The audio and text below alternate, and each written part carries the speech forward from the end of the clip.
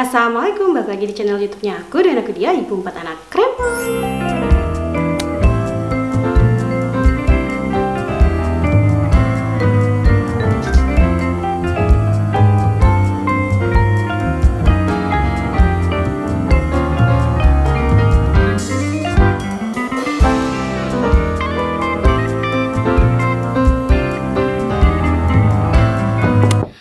Kalian semuanya, semoga kalian sehat selalu. Di video ini aku mau cerita pengalaman aku waktu melahirkan secara sesar dan melahirkan secara normal. Aku punya pengalaman melahirkan secara sesar dan normal. Kebetulan juga ada yang nanya di kolom komentar, gimana sih rasanya melahirkan secara normal dengan induksi dengan melahirkan secara sesar. Sebelum ke videonya, jangan lupa untuk subscribe. Buat kalian yang udah subscribe, terima kasih. Kalian selalu buat aku semangat terus buat video di channel ini. Dan buat yang belum subscribe, jangan lupa untuk di subscribe. Dan kalau misalnya kalian suka video sharing seperti ini, boleh banget untuk di like videonya, di share kalau kalian suka banget ke sosial media yang kalian punya dan teman-teman kalian. Nah, kita langsung aja yuk ke videonya. Oke, sebelum ke inti videonya, aku mau disclaimer dulu. Apa yang aku sampaikan di sini adalah sesuai ke pengalaman aku selama aku merasakan melahirkan secara normal dan secara sesar. Kemungkinan ini akan berbeda kalau misalnya kalian mendengar cerita orang lain bercerita tentang melahirkan secara normal dan sesar ini, karena bagi aku itu personal.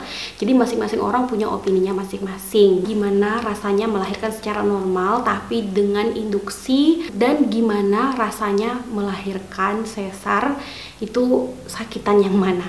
Nah, langsung aja kita bahas yuk berdasarkan pengalaman aku selama aku melahirkan secara normal dan secara sesar. Yang pertama mau aku bahas yaitu melahirkan secara normal. Aku tuh pernah melahirkan secara normal dengan induksi, bahkan sampai 4 botol induksi. Itu terjadi di saat aku melahirkan secara normal di anak aku yang pertama. Induksi itu ada 2 jenis. Yang pertama itu ada induksi pil yang dimasukin langsung melalui vagina kita. Terus ada induksi langsung disuntikin ke infus kita gitu. Nah, di anak aku yang pertama, aku tuh pakai induksi yang langsung dimasukin ke dalam infus itu. Rasa sakit banget itu yang dari infus itu. Nah, kalau misalnya induksi yang dimasukin melalui vagina itu induksi alami gitu, rasa sakitnya tuh nggak terlalu sakit banget gitu. Kalau misalnya melahirkan secara normal dengan induksi, kayak dipaksa gitu kita untuk sakit perut, awalnya kita tuh nggak ada rasa mules yang sangat berarti gitu ya. Kalau misalnya kita mules, jadinya kita bakal mau ngeden gitu untuk ngeluarin si bayinya. Makanya lah tidak ada merasa mules yang berarti akan disuntikkan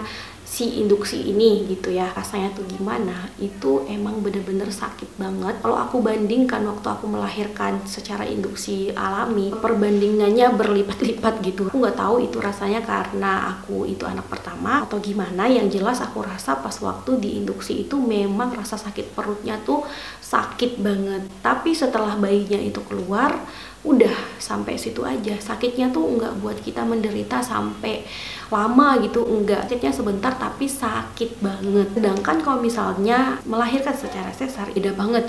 Karena aku juga pernah ngalamin operasi besar juga, tapi bukan untuk ngeluarin bayi, tapi untuk ngeluarin batu empedu. Sensasinya ya, opini aku, kalau misalnya melahirkan secara sesar ini, ngerasa kayak bukan mau melahirkan gitu, kayak mau dioperasi aja. Karena nggak ada ngerasain perjuangan untuk ngeluarin si anak. Ya udah, baring aja terus dibelek dan bayinya tuh keluar. Dan bayinya juga tidak ada perjuangan untuk keluar. Aku lebih prepare kalau misalnya hamil itu memang normal gitu. Cuman waktu di anak keempat, karena ada sesuatu, makanya aku nggak bisa melahirkan secara normal. Akhirnya tuh dioperasi. Sakit mana di induksi sama dengan melahirkan secara sesar? Menurut aku sakitnya itu sama-sama sakit. Bedanya durasi sakitnya. Kalau mams di induksi, kalau anaknya sudah keluar, udah itu sakitnya udah kelar. Kita tinggal pemulihan aja, fokus untuk ngurusin anak aja. Tapi kalau misalnya kita melahirkan secara sesar, memang pas prepare untuk operasinya kita nggak akan ngerasain sakit apa-apa.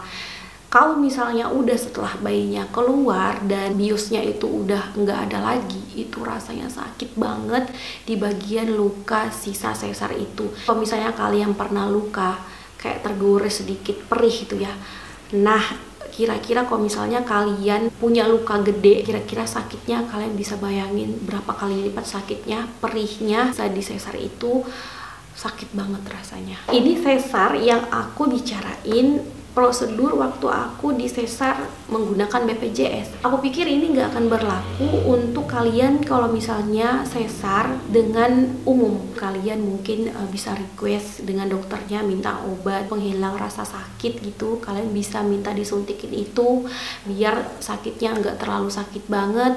Pokoknya kayak anti nyeri gitu yang obatnya pate, jadi nggak terlalu rasa sakit. Berdasarkan informasi tadi, aku menyimpulkan kalau misalnya kalian sesar, enggak semuanya rasanya bakalan sakit sama seperti yang aku rasain. Karena memang waktu aku operasi itu pakai obat-obat generik. Terus kalau misalnya kalian melahirkan secara sesar, kalian nggak bisa fokus untuk ngurus bayi doang. Kalian juga harus fokus pemulihan luka bekas operasinya. Benar-benar kita harus jaga kebersihannya, terus juga harus dirawat setiap hari, harus dikasih obat. Fatal banget kalau misalnya infeksi, itu bisa dijahit ulang. Beda banget kalau misalnya kita melahirkan secara normal dan melahirkan secara sesar. Selain kita nggak bisa bergerak terlalu banyak, nggak boleh terlalu capek, nggak boleh ngangkat terlalu berat.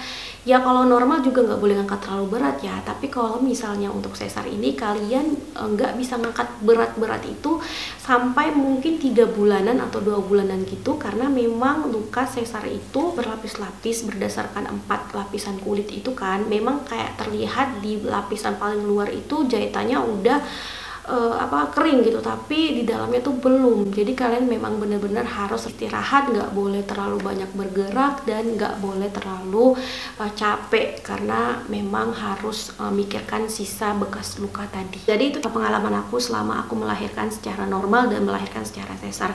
Kalau misalnya kalian punya orang atau masih punya orang tua di rumah yang ngebantuin, kalian bersyukurlah karena masih bisa ada yang ngebantuin. Kalau personally aku cuman sama suami aku aja dan bener-bener ngurus semuanya tuh sendiri. Oke, jadi moms prepare yang mana nih, mau melahirkan secara sesar atau melahirkan secara normal? Jadi pilihan ada di kalian. Personally aku lebih memilih untuk normal sih, karena aku memang ngurus apa-apa semuanya sendiri. Kalau misalnya memang udah urgent harus dioperasi, ya kita mau buat apa. Kayak aku di anak keempat, aku juga harus operasi dan gak punya pilihan. Nah, jadi sekian videoku hari ini. Semoga video ini bermanfaat, terutama untuk yang nanya. Semoga nonton ya, dan sampai jumpa lagi di video aku selanjutnya. Assalamualaikum warahmatullahi wabarakatuh.